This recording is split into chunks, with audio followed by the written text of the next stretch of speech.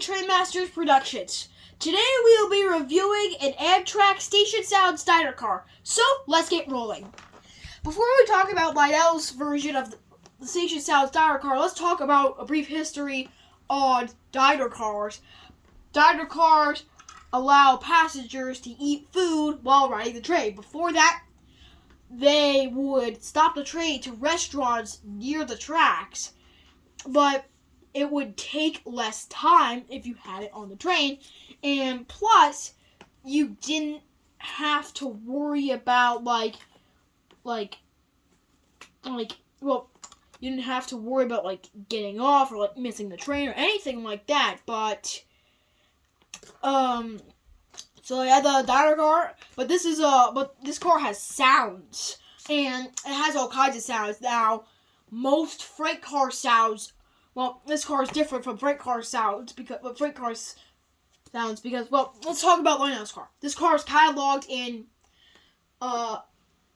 this car was cataloged in the 2022 Volume 1 catalog, but the 21-inch passenger cars, the other ones I have, came from 2016, and most 21-inch passenger cars came from 2015 to 2017. But this car is really different from the other cars I've reviewed. This is not my first sound car review. Actually, my first sound car review is my Lionel flat spot box car. That's actually my very first video. But this car is programmable. I have a TILX tank car. I haven't reviewed that. I might have showed that I actually think I showed that in my GP35 short video, but actually never reviewed it. I'm looking really forward to doing that. But, this car is programmable. Most free sale cars are not. There's only a few that are. And, the Vision Line, cars, reefer cars, the Vision Line reefer cars a couple years ago, actually 8 years ago, and the Vision Line stock cars or the Vision Line horse cars from the same catalog. But this car is not Vision Line.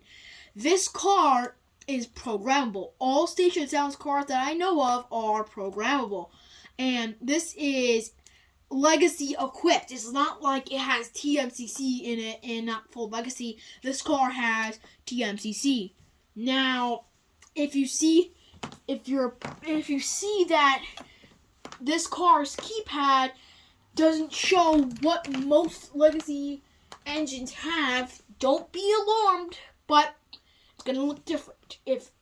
But Lionel has planned for this, and they've actually put passenger car, freight car, diesel switcher, steam switcher, subway, Acela, crane car, crane tender. But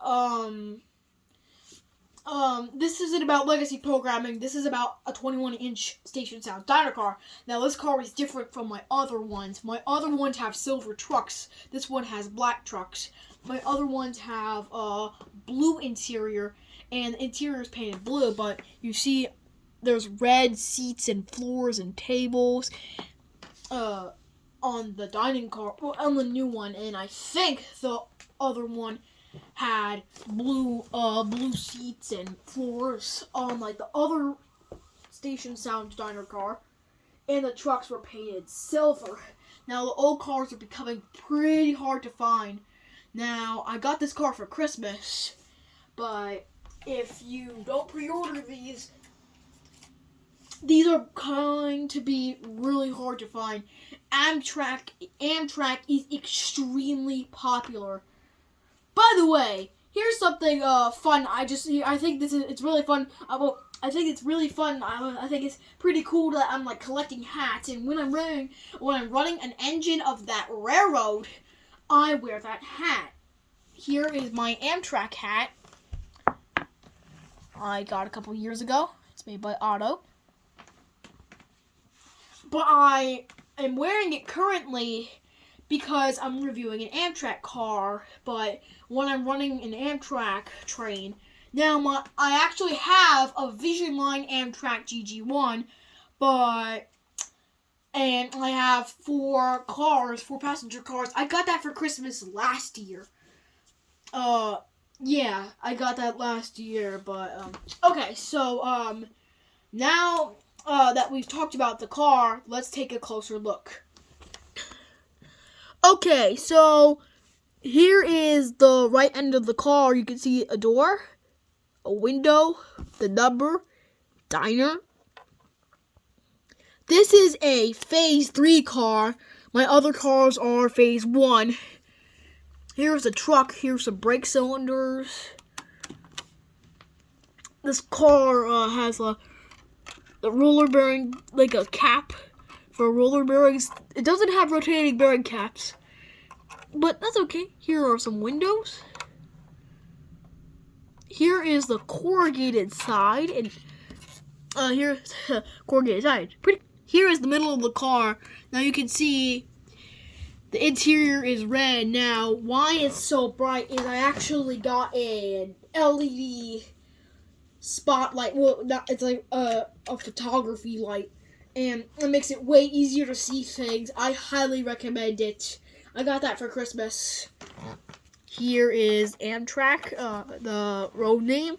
Here are some windows. Here is the name of the car. Here is the windows.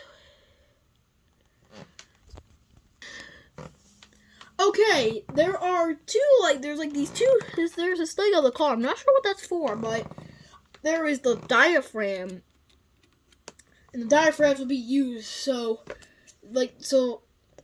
you can walk between car to car. I don't know, I guess to make it more sound resistant or so you don't fall out of the car. I'm not so sure why, but these cars I think the diaphragms are really cool, and they actually like move. Pretty cool. Here's the other truck. Springs, brake cylinders. The trucks are actually sprung, and when I mean sprung, I mean sprung. They have springs. Here are brake cylinders, a cap for roller bearings, and the coupler. And here is a thumbtack coupler used to uncouple it. Here's the end of the coupler. Let's bring it closer. And you can actually uncouple it like that. Sometimes the couplers on these cars, sometimes you just need to like adjust them. I had my station sound. The couplers, sometimes it's hard. Sometimes they don't. Sometimes they don't pop up immediately, but it's okay. Here is the diaphragm I talked about, and this door actually opens.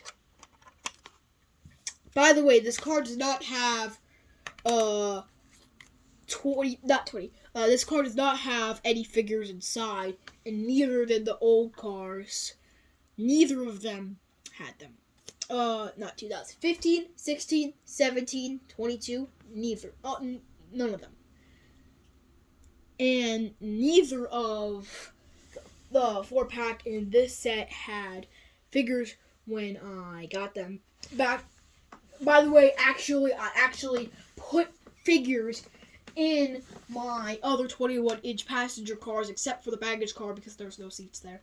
But I hadn't put figures in this car yet, but I will do it soon. My New York Central Baby Madison cars look pretty easy to disassemble and put figures in. But these cars are extremely easy to do. It's extremely easy to do it, to take it apart. These were the first cars. The other cars, not this one, the other cars. Let's look at the other end. Here's the other end of the car. Let me bring the lights here. And, hold on. But there's the other uncoupling thumbtack. Pretty cool. Here's the other door. Pretty cool. We also have the other diaphragm, and it works exactly the same way as the other side. let's look at the top. Here's the top of the car. I think those might be vents. I'm not so sure. I don't know.